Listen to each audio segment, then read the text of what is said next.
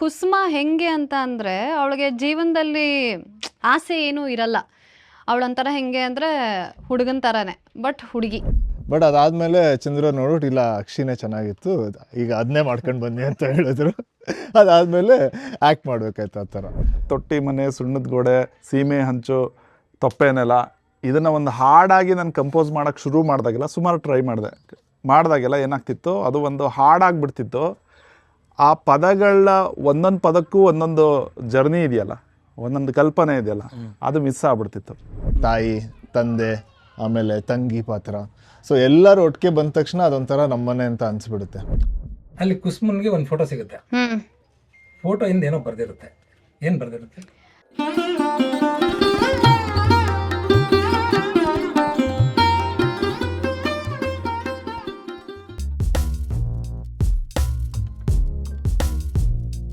ಚಂದ್ರ, ಹಾಂ ಸರ್. ನೀವು ನಿಮ್ಮ ಗ್ರಾಮಾಯಣದ ಲೊಕೇಶನ್ ಹುಡುಕಕ್ಕೆ ಶುರು ಮಾಡ್ತೀರಿ. ಹಾಂ. ಹುಡುಕೊಂಡು ಕೊನೆಗೆ ನಿಡುಗಟ್ಟಕ್ಕೆ ಬರ್ತೀರಿ. ಹಾಂ. ನಿಡುಗಟ್ಟದಲ್ಲಿ ಹಾಂ. ನೀವು ಹುಡುಕಿದ ಮನೆ ಯಾವುದು ಮತ್ತು ಅದೇ ಮನೆ ಯಾಕೆ ಹುಡುಕಿ? ಸರ್ ಆ್ಯಕ್ಚುಲಿ ನನಗೆ ಗ್ರಾಮಾಯಣದ ಮನೆಗಳಂದರೆ ಒಂದು ಕತೆ ಹೇಳೋದಕ್ಕೆ ಕತೆ ಜೊತೆಯಲ್ಲಿ ಕತೆ ಹೇಳೋ ವಾತಾವರಣ ವೆರಿ ಇಂಪಾರ್ಟೆಂಟ್ ಅಂತ ನಾನು ನಂಬ್ತೀನಿ. ಸೊ ಆ ಕತೆ ಜೊತೆಗೆ ಆ ಕತೆನ ತಾವು ಎಲ್ಲಿ ತೊಗೊಂಡೋಗಿ ಇಡ್ತೀರಾ ಅಂತ. ಫಾರ್ ಎಕ್ಸಾಂಪಲ್ ಈಗ ಟೈಟಾನಿಕ್ ಸಿನಿಮಾಗೆ ಲವ್ ಸ್ಟೋರಿ, ಮಾಮೂಲಿ ಬಡವ್ರ ಹುಡುಗ ಶ್ರೀಮಂತ ಹುಡುಗಿ, ಅದಷ್ಟೇ ಆ ಕತೆನ ತೊಗೊಂಡೋಗಿ ಒಂದು ಟೈಟಾನಿಕ್ ಬೋಟಲ್ಲಿ ಇಟ್ಟಿದ್ರಿಂದ ಆ ಟೈಟಾನಿಕ್ ಆಯಿತು. ಹೌದು. ಸೊ ಅದೇ ರೀತಿ ನಾವೊಂದು ಏನೇ ಒಂದು ಕಥೆನ ತೊಗೊಂಡೋಗಿ ಎಲ್ಲಿ ನಾವು ಇಡ್ತೀವಿ ಅನ್ನೋದು ಇಂಪಾರ್ಟೆಂಟ್ ಆಗುತ್ತೆ. ಆ ವಾತಾವರಣ ನಿಮಗೇನೋ ಒಂದು ಕೊಡುತ್ತೆ. ಸೊ ಅದು ನನಗೆ ತುಂಬ ಇಂಪಾರ್ಟೆಂಟ್ ಅಂತ ಅನಿಸುತ್ತೆ. ಸೊ ಈಗ ಈಗ ಮಂಡ್ಯ ಹಳ್ಳಿಗಳು ಮನೆಗಳು ಬೇರೆ, ಈಗ ನಮ್ಮ ಊರ ಕಡೆ ಬೀದಿಗಳೇ ಬೇರೆ, ಆ ಮನೆಗಳೇ ಬೇರೆ. ಅದೇ ಥರ ಪ್ರತಿಯೊಂದು ಜಾಗಕ್ಕೆ ಅದರದ್ದೇ ಆದ ಒಂದು ಸೊಗಡು ಅಂತ ಏನು ಕರಿತೀವೋ ಅದರದ್ದೇ ಆದ ಒಂದು ಲೈಫ್ ಸ್ಟೈಲ್ ಇರುತ್ತೆ, ಜೀವನದ ಹಿಂಗೆ ಇರುತ್ತೆ. ಸೊ ಪಾಠಶಾಲೆಗಳು ಆಗ್ಬೋದು ಏನಿರುತ್ತೆ. ಸೊ ತೀರಾ ಹಂಗೂ ಆಗಬಾರ್ದು, ತೀರಾ ಹಿಂಗೂ ಆಗಬಾರ್ದು. ಮತ್ತು ನಂಗೆ ಮುಖ್ಯವಾಗಿ ಒಂದು ಹಳೆ ಮನೆ ಬೇಕಾಗಿತ್ತು. ಅದು ಎಲ್ಲಿ ಅಂತ ಹುಡುಕ್ತಾ ಇರ್ಬೇಕಾದ್ರೆ ಹಳೆ ಮನೆ ಜೊತೆಯಲ್ಲಿ ನನಗೆ ಈ ಥರದ್ದೊಂದು ಉದ್ದನ ಸ್ಟ್ರೀಟ್ ಬೇಕಾಗಿತ್ತು. ಅದ್ರ ಎದುರುಗಡೆನೇ ಏನೇನೋ ಆ ಥರದ್ದೇನೇನೋ ನನ್ನ ತಲೆಯಿತ್ತಲ್ಲ, ಆ ಸ್ಟ್ರಕ್ಚರ್ ಒಂದು ಅಂತ ಹುಡುಕ್ತಾ ಇರಬೇಕಾದ್ರೆ ನನಗೆ ಈ ಮನೆ ಸಿಗುತ್ತೆ. ಸೊ ಈ ಮನೆಯೇ ಬೇಕು ಅಂತ ಕಾರಣಕ್ಕೆ ಹುಡುಕ್ದಾಗ ಆ ಹಳೆ ಮನೆಗಳ ಥರದ್ದು, ಮತ್ತು ಆ ಮನೆ ಪಕ್ಕದಲ್ಲಿ ಆ ಕಡೆ ಈ ಕಡೆ ಬಾಗಿಲಲ್ಲಿ ದೀಪ ಇಡೋ ಗೂಡು ಬೇಕಿರುತ್ತೆ. ಆ ಥರದ್ದು ಹುಡುಕ್ತಾ ಸಿಗಬೇಕಾದ್ರೆ ನನಗೆ ಈ ಮನೆ ಸಿಗುತ್ತೆ. ಸೊ ಹಾಗಾಗಿ ಈ ಮನೆ ಹುಡುಕಿದ್ದ ಕಾರಣ ಎರಡು: ಒಂದು ಹಳೆ ಮನೆ ಬೇಕು, ಎರಡನೇದು ಮಂಡ್ಯದಲ್ಲ ಇದು ಕತೆ, ಈ ಕಡೂರು ಸುತ್ತಮುತ್ತಲಿನ ಡೈಲೆಕ್ಟ್ಗೆ ಹೊಂದ್ಕೊಳ್ಳೋ ಅಂತ ಮನೆ ಬೇಕಿತ್ತು. ಹೌದು. ಮನೆ ತೋರಿಸ್ಬೋದಾ? ಹಾಂ ಸರ್, ಮನೆ ತೋರಿಸಿ. ಇದೇ ಮನೆಯಲ್ಲಿ ಯಾರು ಇಲ್ಲ ಅಂತ ಕಾಣಿಸುತ್ತೆ, ಎಲ್ಲ ತೋಟಕ್ಕೆ ಹೊಲಕ್ಕೆ ಹೋಗಿದ್ದಾರೆ ಅಂತ ಕಾಣಿಸುತ್ತೆ ನನಗೆ. ಈ ಮನೆ ನೋಡಿ, ಈ ಬಾಗಿಲು, ಈ ಸ್ಟ್ರಕ್ಚರು, ಈ ಬಣ್ಣ ನೋಡಿ, ನನಗೆ ಇದು ಕೂಡ ಒಂದು ಇದೇನೋ ಹೇಳುತ್ತಲ್ಲ ನಮ್ಮೂರ ಜಾಗದ್ದು ಪ್ರತಿಯೊಂದು ಸಣ್ಣ ಡೀಟೇಲ್ಸ್ ಕೂಡ. ಅಂದರೆ ಅದು ಏನಕ್ಕೆ ಅಂತ ಕಾರಣ ಹೇಳಿದ್ರು ಕೂಡ ನೋಡೋನಿಗೆ ಅವ್ನಿಗೇನೋ ಒಂದು ಸೈಕಲಾಜಿಕಲಿ ಏನು ಮೋಟಿವೇಟ್ ಮಾಡ್ತಾ ಇರುತ್ತೆ. ಈಗ ಫಾರ್ ಎಕ್ಸಾಂಪಲ್ ಒಂದು ಕಲರ್ ಆಗ್ಬೋದು, ಕಲರ್ ನಾವು ಹೇಳಿದ್ರು ಪರವಾಗಿಲ್ಲ, ಬಟ್ ನೋಡೋನಿಗೆ ಏನೋ ಸೈಕಲಾಜಿಕಲ್ ಆಗಿ ಏನೋ ಒಂದು ಆಗುತ್ತಲ್ವ. ಸೊ ಅದು ಇಂಪಾರ್ಟೆಂಟ್ ಆಗುತ್ತೆ. ಅದು ನಾನು ತುಂಬ ನನಗೆ ಅನ್ಸುತ್ತೆ ಇದು ಬೇಕಂತ. ಅದು ಹುಡುಕ್ತಾ ಇರ್ಬೇಕಾದ್ರೆ ಈ ಮನೆ ಸಿಗುತ್ತೆ. ಸೊ ಈ ಮನೆ 6 Sense ಮನೆ. ಹಾಂ, 6 Sense ಮನೆ. ಇವರೆಲ್ಲ ತೋಟಕ್ಕೆ ಹೊಲಕ್ಕೆ ಹೋಗಿರಬೇಕು, ಯಾರು ಇದರ ಇಲ್ವಾ ಅಂತ. ಆಗ ಸೀನನ ಬರ್ತಾ ಇದ್ದಾನೆ. ಸೀನನ್ನೇ ಮಾತಾಡಬೇಡಿ, ಸೀನನ ಬಗ್ಗೆ ನೀವು ಅವರೇ ಹೇಳ್ತಾರೆ. ಈಗ ನನ್ನ ಸೀನ ಉಂಟು, ನೀವು ಉಂಟು, ಅದೇನು ಕೇಳ್ತಾರೆ ಕೇಳಿ ಮಾತಾಡಿ. ಮನೆ ಬಗ್ಗೆ ನೀವು ಹೇಳಿ ಸರ್. ಸೀನನ್ ಮನೆಗೆ ಬಂದಿದ್ದೀವಿ. ಹೌದು, ಸೀನನ್ನು ನಮ್ಗೆ ಸಿಕ್ಕಿದ್ದಾರೆ ಸರ್. ಹೇಳಿ, ಈ ಮನೆಯಲ್ಲಿ 6 Sense ಜೀವಿಸ್ದ. ಹಾಂ, 6 Sense ಈ ಮನೆ ಒಳಗಡೆ ಏನೇನು ಕಂಡುಕೊಂಡ? 6 Sense 6 Sense ಆ ಥರ ಹೇಳಿದ್ರೆ ಇಡೀ ಕತೆ ಗೊತ್ತಾಗ್ಬಿಡುತ್ತೆ. ಅಂದರೆ 6 ಹಾಂ, ಕತೆ ಹೇಳ್ಬೇಡಿ, ಕತೆ ಬಿಟ್ಟು ನನ್ನ ಆ ಪಾತ್ರ ಅಂದರೆ 6 Sense ಈ ಮನೆ. ಈಗ ಚಂದ್ರು ಏನಕ್ಕೋ ಈ ಮನೆ ಹುಡುಕಿದ್ರು, ಈ ಮನೆ ಶೂಟ್ ಆಯಿತು, ಎಲ್ಲ ಆಯಿತು. ಆ ಮನೆಯಲ್ಲಿ ಶೂಟ್ ನಡೀತಾ ಇರಬೇಕಾದ್ರೆ ಆ ಸೀನ ಏನೇನೋ ಕಂಡ್ಕೊತಾನೆ. ಆ ಮನೆ ಒಳಗಡೆ ತನ್ನದು ಮಾಡ್ಕೊತಾನೆ, ಆ ಮನೆನ, ಅವನ ರೂಮನ್ನ. ಆಗ ಆ ಪ್ರೋಸೆಸ್ ಬಗ್ಗೆ ಅದೇ ನಾವು ಶೂಟಿಂಗ್ ಶುರು ಆಗೋಕ್ಕಿಂತ ಮುಂಚೆನೇ ಇಲ್ಲಿ ಬಂದಿದ್ವಿ. ಇಲ್ಲಿ ಬಂದು ಈಗ ಲೊಕೇಶನ್ ರೇಖೆ ಮಾಡ್ತಾರಲ್ಲ ಚಂದ್ರು ಅವರು, ಸೊ ಅವ್ರ ಜೊತೆ ಬಂದು ಮನೆಯನ್ನೆಲ್ಲ ಮುಂಚೆನೇ ನೋಡಿದ್ದೆ. ಸೊ ನೋಡಿದ ತಕ್ಷಣ ಇಲ್ಲೊಂದು ಸ್ವಲ್ಪ ಬಂದ ತಕ್ಷಣ ಶೂಟಿಂಗ್ ಫಸ್ಟ್ ಡೇ ಬಂದ ತಕ್ಷಣ ಸೀನ್ ಶುರು ಆಗೋಕ್ಕಿಂತ ಮುಂಚೆ ಒಂದಷ್ಟು ನಡೆದಾಡಿ, ಆಮೇಲೆ ಈ ಮನೇಲಿ ಇದೇನೋ ಇರುತ್ತೆ, ಅದನ್ನ ಡಿಸ್ಕ್ರೈಬ್ ಮಾಡೋಕ್ಕಾಗಲ್ಲ. ಅದೊಂದು ಏನೋ ಒಂದು ನಮಗೆ ಹತ್ರ ಆಗೋಕ್ಕೆ ಅದೇನೋ ಒಂದು ಆಗುತ್ತೆ. ಅದನ್ನ ಆ್ಯಕ್ಚುಲಿ ವರ್ಡ್ಸಲ್ಲಿ ಹೇಳೋಕ್ಕಾಗಲ್ಲ, ಬಟ್ ಒಂಥರ ನಮ್ಮ ಮನೆ ಅಂತ ಅನಿಸ್ಬಿಡುತ್ತೆ. ಡೈಲಿ ಅದು ಈ ಊರಲ್ಲೂ ಕೂಡ ಆಲ್ಮೋಸ್ಟ್ ಒಂದು 8 years ಜರ್ನಿ ಆಗಿದೆ. ಈ ಊರಿಗೆ ಬಂದು ಹೋಗಿ ಇಲ್ಲಿನ ಜನ ನೋಡಿ, ಆಮೇಲೆ ಈ ಓನರ್ನ ಮೀಟ್ ಮಾಡಿ, ಆಮೇಲೆ ಜೊತೆಗೆ ನಮ್ಮ ಬೇರೆ ಪಾತ್ರಗಳು ಇದ್ರಲ್ಲ, ತಾಯಿ, ತಂದೆ, ಆಮೇಲೆ ತಂಗಿ ಪಾತ್ರ. ಸೊ ಎಲ್ಲರೂ ಒಟ್ಟಿಗೆ ಬಂದ ತಕ್ಷಣ ಅದೊಂಥರ ನಮ್ಮನೆ ಅಂತ ಅನಿಸ್ಬಿಡುತ್ತೆ. ಆಮೇಲೆ ಈಗ ಏನೇ ಆದ್ರೂ ವಿನಯಲ್ಲೂ ಒಂದಷ್ಟು ಸೀನಾ ಇದ್ದೇ ಇರ್ತಾನೆ, ಇಲ್ಲ ನಿಮ್ಮಲ್ಲೂ ಒಂದಷ್ಟು ಸೀನಾ ಇದ್ದೇ ಇರುತ್ತೆ.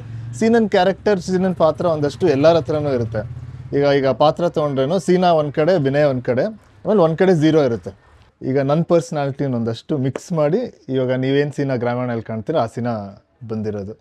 ಆಮೇಲೆ ಬಟ್ ಈ ಮನೆ ನೋಡಿದ ತಕ್ಷಣ ಏನಕ್ಕೆ ತುಂಬ ಇಷ್ಟ ಆಯಿತು ಅಂದರೆ ಈ ಎಂಟ್ರೆನ್ಸ್ ಇರ್ಬೋದು, ಆಮೇಲೆ ಹಿತ್ತಲಲ್ಲಿ ಕೊಟ್ಟಿಗೆ, ಆಮೇಲೆ ಮಾಡಿ ಮೇಲೆ ಇದು ಏನಂತಾರೆ ಅಟ್ಟದಲ್ಲಿ ಸೀನನ್ನ ಒಂದು ರೂಮು, ಆ ಸ್ಟ್ರಕ್ಚರೇ ತುಂಬ ಚೆನ್ನಾಗಿದೆ.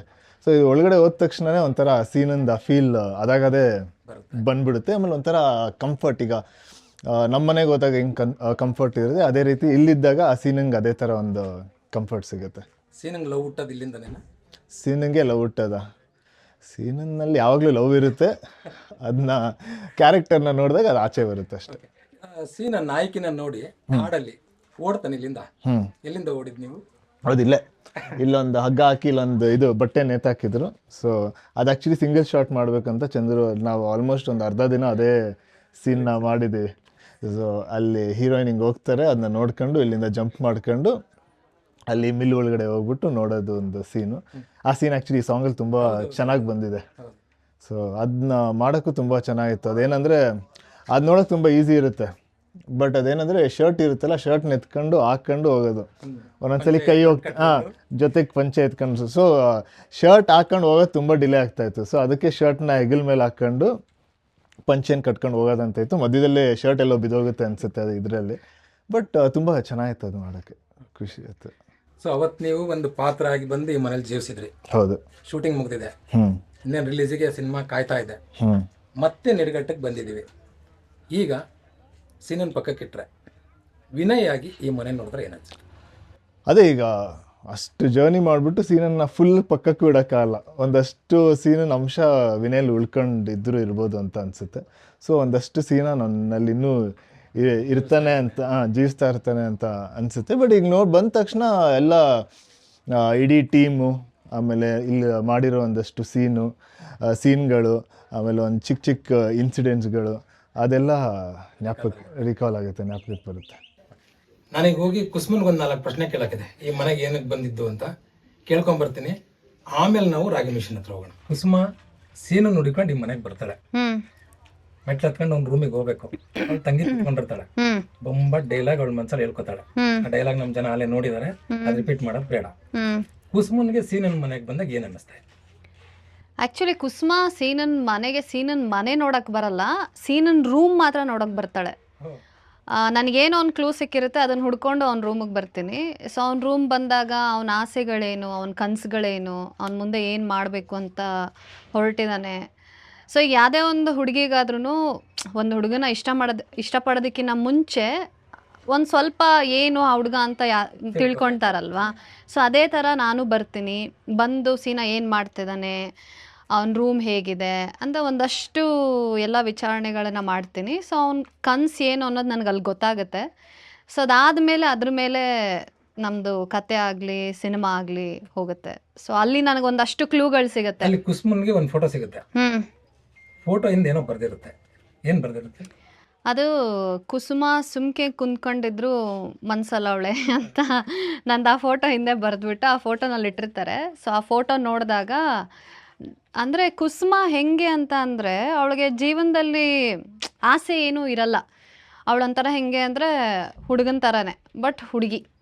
ಬಟ್ ಅವಳಿಗೆ ಒಬ್ರು ಅವಳ ಹತ್ರ ಗಂಡಸರು ಮಾತಾಡೋದಕ್ಕೆ ಹೆದರ್ಕೊಳ್ತಾರೆ. ಜೀವನದಲ್ಲಿ ನಾನೊಬ್ರನ್ನ ಇಷ್ಟಪಡಬೇಕು, ಅವ್ರ ಜೊತೆಗೆ ಲೈಫ್ಸ್ ಲೀಡ್ ಮಾಡಬೇಕು, ಆ ಥರದ ಕನಸೆಲ್ಲ ಏನೂ ಇರಲ್ಲ ಅವಳೊಂಥರ ಕೆಲಸ ಚೆನ್ನಾಗಿ ಮಾಡಬೇಕು, ಅಪ್ಪ ಅಮ್ಮನ ಚೆನ್ನಾಗಿ ನೋಡ್ಕೊಳ್ಬೇಕು, ಆ ಥರದ್ದು ಒಂದು ಹುಡುಗಿ.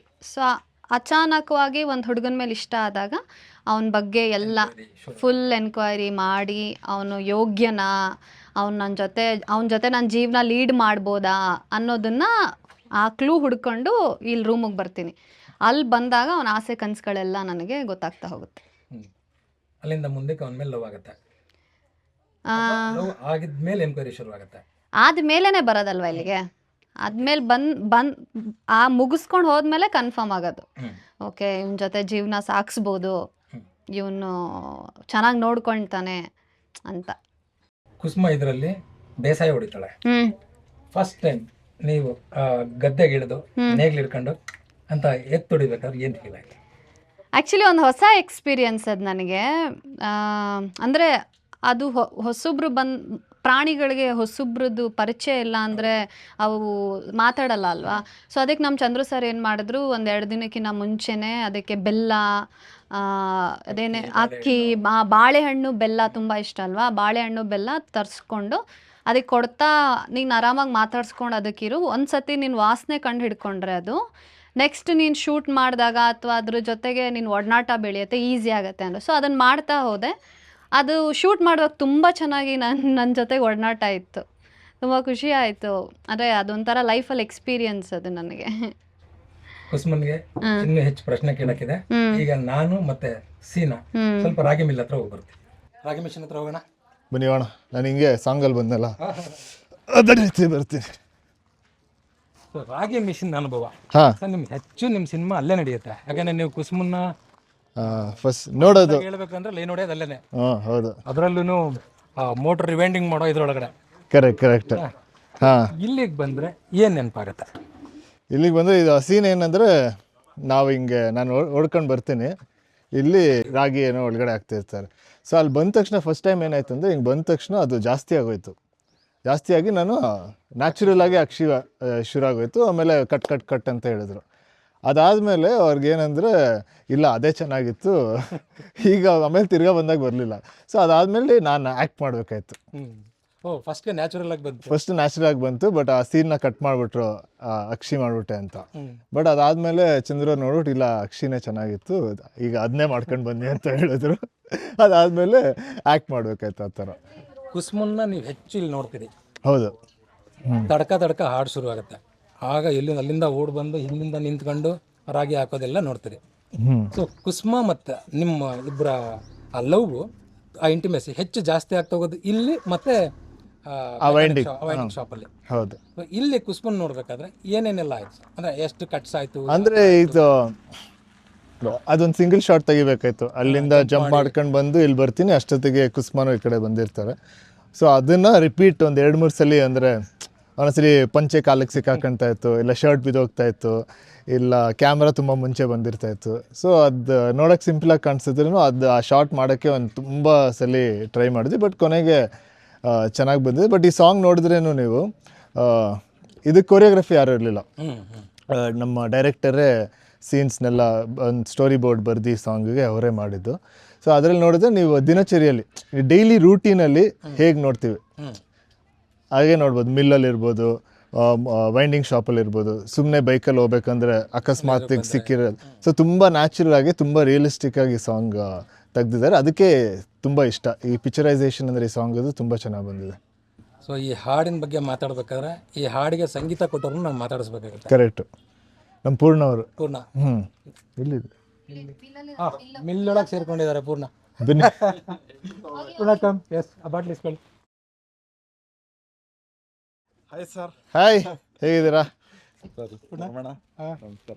ಆಯ್ತು, ನೀವು ಮಾತಾಡ್ತೀರಿ, ನಾನು ಬರ್ತೀನಿ 1 ನಿಮಿಷ. ಎಸ್, ಒಳ್ಳೆ ಬಿಸಿಲಲ್ಲಿ ನಮಗೆ ಚೆನ್ನಾಗಿ ಕೆಲಸ ಮಾಡೋಣ. ಅಲ್ಲೇ ನೆರಳಿದೆ ನಿಮ್ಮ ರಾಗಿ ಮಿಷನ್. ಗಂಟೆ ಮಾತಾಡೋಣ. ಬನ್ನಿ. ನೀವು ಇಲ್ಲಿ ಕೂತ್ಕೊಳ್ಳಿ. ಓಕೆ. ಪರವಾಗಿಲ್ವಾ? ಇನ್ನು ತಣ್ಣಗೆ ಆಗ್ತಾ ಇದೆ. ತಡ್ಕ ಹಾಡು ಬರೆದ್ಬಿಟ್ಟು ತಣ್ಣಗೆ ಮಾಡ್ಕೊಳ್ಳೋದು. ತಡ್ಕೊಳಕ್ ಆಯ್ತಾ ಇಲ್ಲ ಬಿಸಿಲನ್ನ. ನಿಜ. ತಡ್ಕ ಸಾಂಗ್ ಫಸ್ಟ್ ನಿಮ್ಮ ಕೈಗೆ ಬಂದಾಗ ಓದಿ ಏನು ಅನಿಸ್ತು? ಆ ಸಿಚುಯೇಷನ್ ಇದೊಂಥರ ಈ ಫಿಲಮೇನೆ ತುಂಬ ಒಂಥರ ಆರ್ಗ್ಯಾನಿಕ್ ಆಗಿ ಹೋಗುತ್ತೆ ಸ್ಟೋರಿ. ಈ ಆ್ಯಕ್ಚುಲಿ ಹೀರೋಯಿನ್ ನೋಡಿದ ತಕ್ಷಣನೇ ಖುಷಿ ಆದ ತಕ್ಷಣ ಒಂದು ಸಾಂಗು ಹಂಗಿಲ್ಲ. ಅವ್ನು ನೋಡ್ತಾನೆ ತುಂಬ ಖುಷಿ ಆಗುತ್ತೆ. ಅಲ್ಲೇ ಏನೋ ಕ್ರಿಯೇಟ್ ಆಗುತ್ತೆ ಆ್ಯಕ್ಚುಲಿ.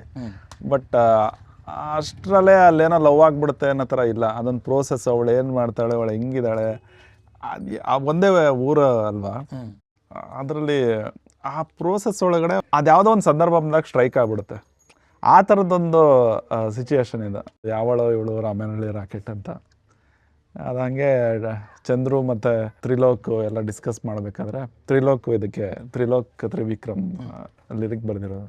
ಅವ್ರು ನೋಡಿದ್ರೆ ಹುಡುಗ ಇನ್ನೂ ಅವರು ಅಷ್ಟೊಂದು ಡೀಪಾಗಿ ಬರೀತಾರೆ ಅಥವಾ ಅಷ್ಟೊಂದು ಎರಡೂ ಕಾಂಬಿನೇಷನ್ ಮಾಡ್ತಾರೆ, ಎಂಟರ್ಟೈನ್ಮೆಂಟು ಮತ್ತು ಅದರೊಳಗಡೆ ಒಂದೇನೋ ಹಿಡಿತಾರೆ ಅದನ್ನು.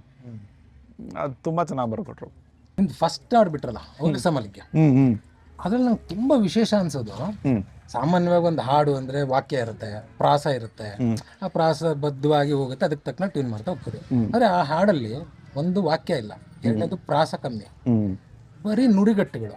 ಆ ನುಡಿಗಟ್ಟುಗಳನ್ನೇ ಇಟ್ಕೊಂಡು ಮಾಡಬೇಕು ಅಂತ ಅನ್ಸಿದ್ದೇನಕ್ಕೆ, ಮತ್ತು ಆ ಹಾಡು ನಿಮ್ಗೆ ವಿಶೇಷ ಅನ್ಸಿದ್ದೇನಕ್ಕೆ? ಅದು ಹೋಲಿಸ ಮಲ್ಲಿಗೆಯ ಹಾಡು ಅದೊಂಥರ ಆ್ಯಕ್ಚುಲಿ ನಮಗೆ ಏನು ರಿಕ್ವೈರ್ಮೆಂಟ್ ಏನಿತ್ತು ನಿರ್ದೇಶಕರಿಂದ ಅಂದರೆ ಗ್ರಾಮಾಯಣಕ್ಕೊಂದು ಥೀಮ್ ಸಾಂಗ್ ಬೇಕು ಅಂತ, ಒಂಥರ ಸೋಲ್ ಆಫ್ ಗ್ರಾಮಾಯಣ ಅಂತ ಅದಕ್ಕೆ ಹೆಸರು ಇಟ್ಕೊಂಡಿದ್ದೀವಿ. ಅದು ಆ ಹಾಡು ಕೇಳಿದ್ರೆ ಆ ಸಿನಿಮಾದ ಒಂದು ಸಾವಿ ಗೊತ್ತಾಗ್ಬಿಡ್ಬೇಕು, ಅದು ರಿಕ್ವೈರ್ಮೆಂಟ್ ಇದ್ದಿದ್ದು. ಬಟ್ ಯೂಶಲಿ ಬೇರೆ ಬೇರೆ ಹಾಡುಗಳು ಮಾಡಬೇಕಾದ್ರೆಲ್ಲ ಅದಕ್ಕೊಂದು ಚೌಕಟ್ಟಿರುತ್ತೆ. ಇದೊಂದು ಮೆಲೋಡಿ ಸಾಂಗು, ಇದೊಂದು ಐಟಮ್ ಸಾಂಗು, ಇದೊಂದು ಪ್ಯಾಥೋ ಸಾಂಗು, ಅದಕ್ಕೆಲ್ಲ ಒಂದು ಫ್ರೇಮ್ ಇರುತ್ತೆ. ಬಟ್ ಈ ಥರದೊಂದು ವಿಶೇಷವಾಗಿ ಬಂದಾಗ ನಮಗೊಂದು ಚಾಲೆಂಜ್ ಅದು, ಇದಕ್ಕೇನೋ ಬೇರೆ ಮಾಡೋದಕ್ಕೆ ಒಂದು ಅವಕಾಶ ಸಿಕ್ಕಿದೆ, ಇದು ನಮಗೆ ಇಲ್ಲೇನೋ ಬೇರೆ ಟ್ರೈ ಮಾಡೋಣ ಅಂತ. ಆ ಥರದ್ದು ಶುರುವಾಗಿದ್ದು ಆ ಹಾಡು. ಆ ಥರ ಹುಡುಕ್ತಾ ಇದ್ದಾಗ ನಾನೊಂದು ಸರಿ ನಮ್ಮ ಮನೆಗೆ ಹೋಗಿದ್ದೆ. ಮನೆಯಲ್ಲಿ ಹೋಗಿದಾಗ ನಮ್ಮ ತಂದೆ ಸಾವಿರ ಸ್ವಾಮಿ ಅವರು ಅಲ್ಲಿ ನಮ್ಮ ಮಂಡ್ಯ ಸುತ್ತಮುತ್ತ ತುಂಬ ಫೇಮಸ್ ಒಳ್ಳೆ ರೈಟರ್, ಕವನ ಎಲ್ಲ ಬರೀತಾರೆ. ಬರೀ ಪದಗಳಿದೆ ಅದರಲ್ಲಿ, ಪದಗಳಿದೆ, ಬಿಡಿ ಬಿಡಿ ಪದಗಳು. ಬಟ್ ಬಿಡಿ ಬಿಡಿ ಪದ ಗುಚ್ಛಗಳು ಕೂರಿಸಿದಾಗ ಅದರಲ್ಲಿ ಒಂದು ಅರ್ಥ ಸಿಗುತ್ತೆ ನಮಗೆ, ಅದ್ರದ್ದೊಂದು ಕಲ್ಪನೆ ಸಿಗುತ್ತೆ. ಆ ಥರ ಇತ್ತು ಫಾರ್ಮ್ಯಾಟು. ಅದು ಹಾಡಿನ ಫಾರ್ಮ್ಯಾಟಲ್ಲಿ ಇರಲಿಲ್ಲ. ಒಂದು ಪದಕ್ಕೂ ಇನ್ನೊಂದು ಪದಕ್ಕೂ ಲಿಂಕ್ ಇಲ್ಲ, ಲಿಂಕು ಡೈರೆಕ್ಟಾಗಿ ಲಿಂಕ್ ಇಲ್ಲ, ವಾಕ್ಯ ಆಗಿ ನೀವು ಹೇಳ್ದಂಗೆ ವಾಕ್ಯವಾಗಿ ಲಿಂಕ್ ಇಲ್ಲ. ಬಟ್ ಎಲ್ಲದಕ್ಕೂ ಒಂದು ಸಂಬಂಧ ಇದೆ.